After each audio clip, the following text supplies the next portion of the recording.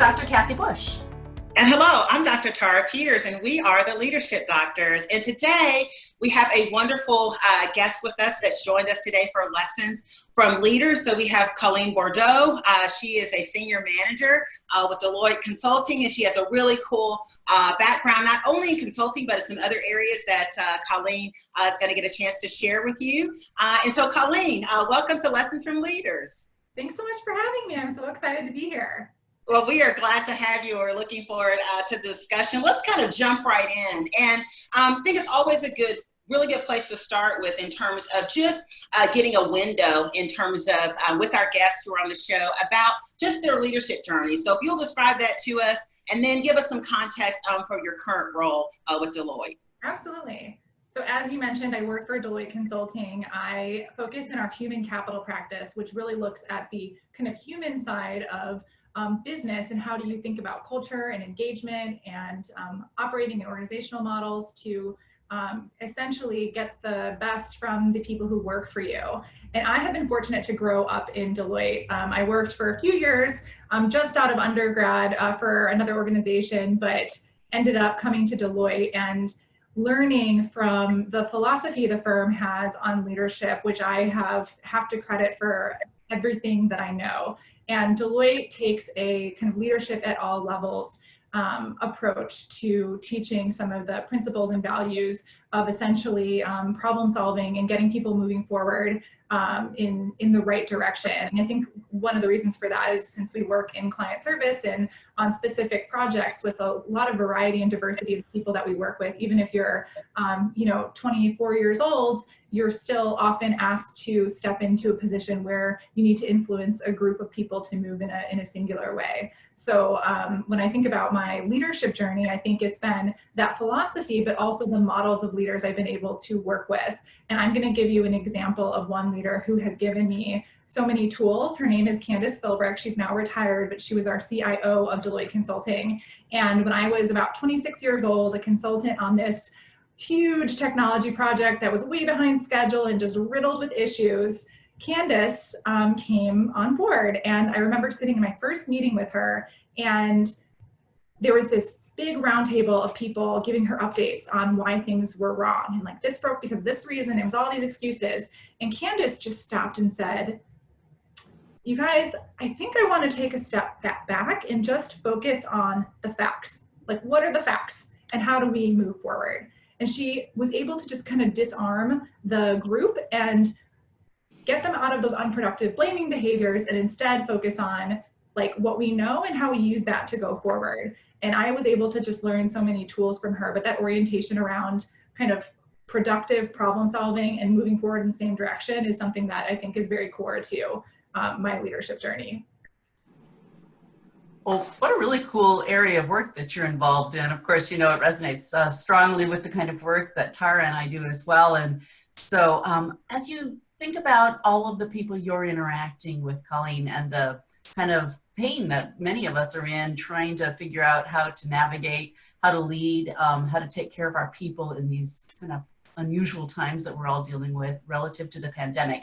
Can you give us any insight about either, you know, what you see people going through kind of in broad strokes to sort out how to lead people, or anything in particular that you're doing as you influence other people through this challenging time? Great. So some context on my role in this time of the world. Back in January, I started on a 6-month sabbatical with Deloitte. In my full-time job, I focus a lot on the future of work, which looks at technology and a lot of workforce trends and how that's dramatically changing the way that all of us interact with one another in order to get work done. And so I took this sabbatical to really do a deep dive on this topic that we refer to as essential and enduring human skills. So, you know, if technology is taking on cognitive capabilities that we are used to applying on the job, what do we need to be developing and cultivating in ourselves that will give us kind of tenacity in the workforce long term? And so I've been partnering with the Art Institute of Chicago, looking at creativity and empathy and a number of those key skills. And it was so strange to have this experience in the midst of the coronavirus crisis, because it really asked the group that I was working with to like test if we have those skills ourselves, right? And we had spent all this time, me in particular, building in-person workshops to do at the museum and a number of key programs that suddenly were, all but scrapped. So what we did was take a step back and have a conversation about service, looking at all of the people who are struggling in this crisis and knowing that we have some limitations on us, but what could we do with the resources we do have and the time we do have with the current situation at hand, and also planning for the whole processing element that's going to come when we're on the other side of this. And so that's really been where kind of my focus has been. And I think the leadership lesson in all of that is really kind of taking the focus off of yourself and what you're scared of and afraid of, and instead investing that energy into how can I help somebody with what I do have right now. And I've been able to learn from so many people, both at Deloitte and the Art Institute and other organizations I've been working with on that specific area. So I was listening to you talk, Colleen. One of the things you talked about was just insights that you gleaned from certainly the current state that we're all in, right, and what we're observing and how we're having to adapt and change. But also you talked about experiences that you had when you were a 26-year-old, right, in this, beginning of your career, and what you were able to learn from Candace. And so I imagine that has led to you formulating some guiding principles that you use in your day-to-day role in Deloitte, and also in your current capacity with the creativity with the Art Institute of Chicago. So talk to us a little bit about what are the major principles that guide you when you think about leading, and why it's important, and if there's been any shifts or changes in that given the current situation with the pandemic. Yeah, absolutely. I think one of the kind of guiding principles I use, and I've learned from Deloitte and also from my family and other life experiences, has been the golden rule, that all of leadership, I think, boils down to treating other people how you would like to be treated. And I think from a skills perspective, people want to be heard, right? How can I as a leader listen and truly hear what someone is saying? Empathy, how can I take myself out of my context and step into somebody else's emotional experience and think about things from their lens? And also that kind of orientation towards looking forward and taking kind of a positive, productive view of reality, that like, yes, this is hard, but like, here's how we might think about moving forward. So, I think there's so many values and so many principles that go into that, but I think now more than ever before, we're all having very personal experiences with this crisis. And I think it's so easy to get lost in your own mind and your own fears, instead of kind of recognizing that there's other people around you who rely on you and might need you to treat them in a way that you've benefited from other people treating you that way. Well, that's great. And, I'm thinking about your answer about principles, but also something that you said a little earlier when you're describing the organization and the kind of leadership you have as models. And so it's awesome that you work in a place that you get to experience the kind of leadership you teach other people and you share with other people. And so there's a lot of congruence there. I'm thinking about, and Tara and I wrote a book called The Demotivated Employee, and we're really interested in understanding how people who start out really motivated start losing their motivation. And it's tied up very much in this notion of employee engagement that a lot of us are concerned about. And you mentioned early on that it's a part of what you do with Deloitte and the Human Capital Group. And so I'm wondering if you could share with the audience some of the ideas that you have about the importance of leadership caring about and taking care of this employee engagement problem, and also anything that you could offer broadly in terms of best practices or ideas to help leaders begin to understand what they should be doing on the subject of employee engagement. So anything in that category, we would love to hear your thoughts about it. Absolutely. And so when Tara and I were first talking about your book, one of the things she said that really resonated with me, and what I've learned, is that employees show up to work already motivated, right? They come for a very specific purpose. And the research that I've done at Deloitte, not only around engagement, but also in like the well-being fulfillment topic, is that people want meaning and purpose in the work that they do. And they want a connection to the impact their work has on another human being. And I think so much of what we do that takes away that motivation rests in disconnecting people from the meaning of their work, disconnecting them from the purpose, and disconnecting them from the impact that their work has on someone else. And so I think that's a hugely complicated topic, as you both know, and I think it's highly varied based on role and context of your industry.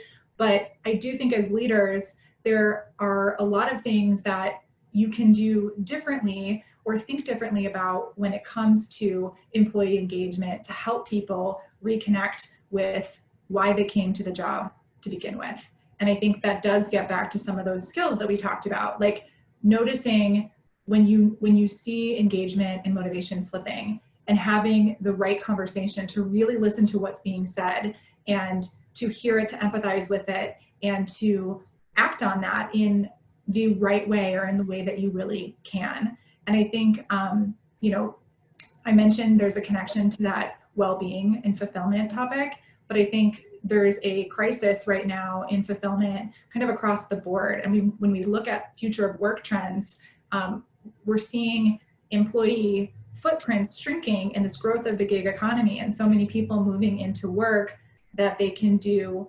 virtually from their homes, where they have more time to invest in other areas outside of what they do for a job. And I think there's this recognition coming that, like, in some ways, like, jobs are too small for the human spirit, and we have to find ways to support people in investing in those very important areas of their lives outside of the job. So there's a huge kind of flexibility and predictability conversation that plays into that engagement and motivation topic. You know, Colleen, you said something there where you talk about this idea of investing, right, in your people in such a way that that their jobs become more fulfilling, that they become more robust, and when I think about that, I really think about this opportunity to really grow people in the organization so that they can begin to find, if they don't already have it, this sense of fulfillment and well-being and ability to contribute and to make a difference to something that's greater than themselves. So again, address this issue around engagement. And so as you were talking, it made me think about your own growth and how you've invested in yourself over time. Of course, I know that you've written a book and you've written several articles and all kinds of really cool things. So I think it would be great for our audience to hear from you specifically. What are the kinds of things that you've done to grow yourself over the years and sharing those insights with us? Yeah, absolutely. Happy to talk about that. So when I started working for Deloitte, I was very young and I felt like I had to be perfect, that I had to be in an anti-tailor suit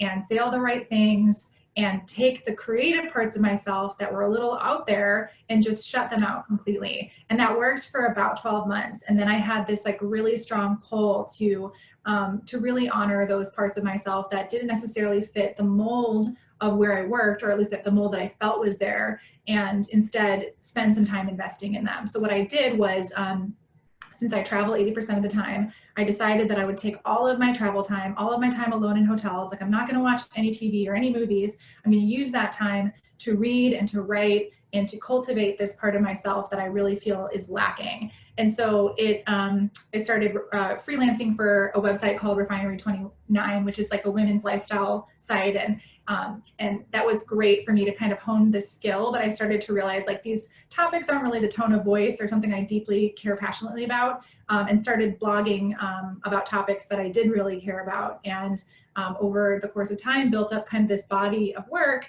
and published a book in June of this past year. That was kind of the culmination of that. And I think the book in and of itself was a huge passion, but also represented to me this kind of overcoming that fear of cultivating personal interests that fulfill me outside of my very serious day job. And it made me kind of better on both sides because I released a lot of those blocks. What a cool development journey that you described. Now, please tell our listeners the name of your book so they can go and find it. Sure. The book is called Am I Doing This Right? A Philosophical Guide to Life in the Age of Overwhelm. And I like to describe it as, and when I think about the readers of my blog, which are primarily millennial women, I was an average, insecure, and unremarkable millennial who had no idea what to do with her life, felt very unfulfilled. And so it's really about my journey it was in many ways an intellectual journey of reading and reflecting. And I went down philosophy and theology and a lot of different topic areas and kind of discovered these 7 core questions that every human being essentially has to ask themselves and answer for themselves if they want to live a life that matters. And it's kind of centered around Bronnie Ware's book, who, if you don't know her, she's an Australian nurse who wrote the top 5 regrets of the dying. And the #1 regret is, I wish I had the courage to live a life true to who I am instead of what others expected of me. And so these questions are really an attempt to kind of answer that regret or regret proof around that concept. Well, what a great topic, and also I can see in you know, the pride that you have in kind of knowing that you did something that was really authentic and hopefully of value to other people. And so thank you so much, Colleen, for spending some time with us. And for those of you who found this valuable and interesting, there are other lessons from leaders available on our website. And so please head to theleadershipdoctors.com. Thanks so much for having me. This was great.